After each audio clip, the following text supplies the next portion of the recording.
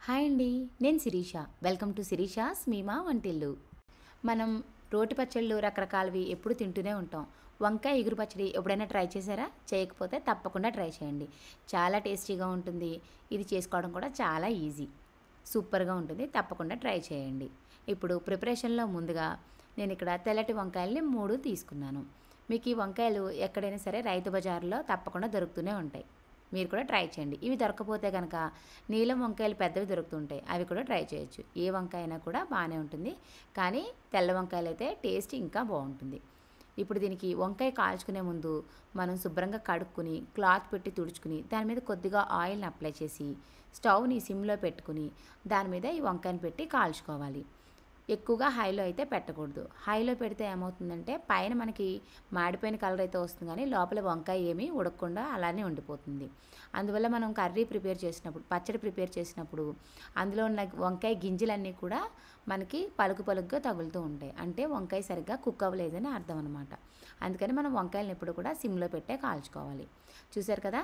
వంకాయ కాల్చుకున్న తర్వాత మనం కొద్దిగా నీళ్ళని పోసుకోవాలి దాని మీద. ఇంకా ఏదైనా ఉంటే గనక నెమ్మదిగా ఆ నీళ్లు పోయడం వల్ల కాల్చిన వంకాయలు కాలుతూ ఉంటాయి.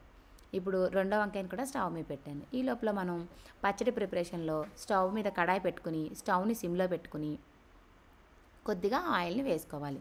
2 టేబుల్ స్పూన్ వరకు ఆయిల్ అయితే సరిపోతుంది. దాంట్లోకి ఇప్పుడు పోపు కోసం 1 టేబుల్ స్పూన్ వరకు మినపప్పుని, 1 టేబుల్ స్పూను జీలకర్రని వేసుకోవాలి. తర్వాత 2 ఎండుమిరపకాయలను కూడా వేసుకోండి. ఇవన్నీ వేసుకుని ఒకసారి వేగేటి వరకు కలుపుకుంటూ ఉండండి. ఇలా కలుపుకున్న తర్వాత మనం దీనికోసం ఒక 2 మీడియం సైజ్ ఉల్లిపాయలని, 2 పచ్చిమిరపకాయలని, కొద్దిగా కరివేపాకుని కూడా ముందుగా రెడీ చేసి పెట్టుకోవాలి. అలా పెట్టుకున్న తర్వాత ఇప్పుడు ఇవి వేగిన తర్వాత మనం తరిగి పెట్టుకుని ఉంచుకున్న ఉల్లిపాయల్ని వేసేసుకోవాలి. దాని తర్వాత ఇవన్నీ కూడా కలిసేలా ఒకసారి కలుపుకోవాలి. ఇవి మొత్తం కూడా వేగనివ్వాలి. ఇది వేగకుండా కలిపితే బాగుండదండి పచ్చడి. ఇవన్నీ బాగా వేగిన తర్వాత అప్పుడు మనం పచ్చిమిరపకాయలని, కరివేపాకును కూడా వేసేసుకోవాలి.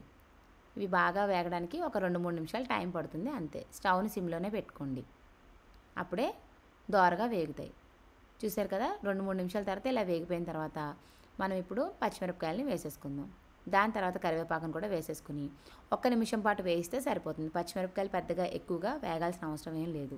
1 నిమిషం అయితే సరిపోతుంది. ఇలా అన్నీ వేయించుకుని కలుపుకోవాలి. 1 నిమిషం తర్వాత స్టవ్ ఆఫ్ చేసుకుంటే సరిపోతుంది. ఇప్పుడు మనం వంకాయలని కాల్చేసి నీళ్లు వేసి చల్లారబెట్టుకున్నాం కదా! ఇప్పుడు చాలామందికి తెలియని వాళ్ళ కోసం చెప్తున్నానండి. వంకాయ తొక్క తీయడం ఎలా అంటే కొద్దిగా చల్లటి నీళ్ళని పక్కన పెట్టుకుని చేతిని తడి చేసుకుంటూ కొద్ది కొద్దిగా వంకాయ తొక్కనైతే తీసేయొచ్చు. చాలా ఈజీగా చకచకా వచ్చేస్తుంది. ఆల్రెడీ వంకాయ కాల్చాం కాబట్టి అంత కష్టమేం పడక్కర్లేదు. ఇప్పుడు మొత్తం అంతా తీసేసిన తర్వాత వంకాయ ఒక వంకాయని మొత్తం కూడా ఇలా సెపరేట్ చేయండి. ఇప్పుడు మనకి పురుగులు ఏమన్నా ఉంటే తెలిసిపోతాయి. అలా కాకపోయినా కూడా మనం వంకాయ కాల్చుతున్నప్పుడు టపటపా ఏదైనా సౌండ్ వచ్చిందంటే పురుగులు ఉన్నాయని అర్థం. అవి ఏమన్నా ఉంటే కనుక అలా సౌండ్ వస్తుందన్నమాట. లేకపోతే కనుక వంకాయలు బాగున్నాయని అర్థం. చూసారు కదా! వంకాయల్లో పురుగేం లేదు. ఇవి ఫ్రెష్ వంకాయలే తీసుకున్నాను నేను. బాగుందనే తీసుకున్నాను. సో వంకాయ పురుగేం లేదు కాబట్టి దీని అంతటిని కూడా ఒక ప్లేట్లోకి జాగ్రత్తగా తీసేసుకోండి. ఇలాగే మిగిలిన వంకాయలను కూడా 3 వంకాయలు కదా నేను చేశాను. మిగిలిన 2 వంకాయలను కూడా తీసుకుంటున్నాను. ఇలా మొత్తం వంకాయలన్నింటిని కూడా ఒక పళ్ళెంలోకి వేసేసుకోవాలి. అలా అన్నీ వేసుకున్న తర్వాత వీటిని కొద్దిగా క్రష్ చేయండి. చేతులతోనే చిన్న చిన్నగా క్రష్ చేయాలి. దానికి ముందు కొద్దిగా పావు టీ స్పూన్ వరకు పసుపుని యాడ్ చేసుకుని చిన్న చిన్నగా కొంచెం అవన్నీ కూడా కలుపుకుంటూ ఉండాలి. 3 వంకాయలని కూడా మెత్తగా కలిపేసుకోవాలి ఒకసారి. ఇలా కలిపేసుకుని దగ్గర పడిపోయేలా చేసుకోవాలి. అప్పుడే మనం పచ్చడి సర్వ్ చేసుకోవడానికి కానీ అన్నంలో కలుపుకు తినేటప్పుడు కానీ బాగుంటుంది. లేకపోతే పెద్ద పెద్ద వంకాయ ముక్కల్లా మిగిలిపోతాయి. ఇలా మొత్తం అంతా క్రష్ చేసుకున్నాం కదా! ఇప్పుడు మనం ముందుగా పోపు వేయించి పెట్టుకున్నాం కదా! ఉల్లిపాయలు, పచ్చిమిరపకాయలు అన్నీ కలిపి అవన్నీ కూడా వేసేసుకోండి. అన్నీ వేసేసుకున్న తర్వాత మొత్తం అంతా కలిపేసుకోవాలి. ఇప్పుడు దీనిలోకి అన్నీ వేసాం కదా! ఉప్పుని కూడా లాస్ట్‌గా యాడ్ చేసుకుందాం. ఒకసారి మొత్తం ఇవన్నీ కలిపేసుకున్న తర్వాత ఉప్పు కూడా యాడ్ చేసుకుంటే సరిపోతుంది. చూసారు కదా! పచ్చడి అనేది చాలా టేస్టీగా ఉంటుందండి. ఇది చేయడం కూడా మనకి చాలా ఈజీ. పెద్ద టైం ఏం పట్టదు మనకి. మీరు నీలం వంకాయలని కూడా ట్రై చేయొచ్చు. అవి కూడా బాగానే ఉంటాయి. దాంతో కూడా సేమ్ ప్రాసెస్‌నే చేయండి. ఇప్పుడు ఒక హాఫ్ టేబుల్ స్పూన్ వరకు ఉప్పునైతే యాడ్ చేసుకున్నాను. మొత్తం అంతా కలిపేసుకోండి. అంతే, వేడివేడి అన్నంలోకి వంకాయ ఎగురు పచ్చడి అయితే రెడీ. చూశారు కదా, నచ్చితే కనుక తప్పకుండా ట్రై చేయండి.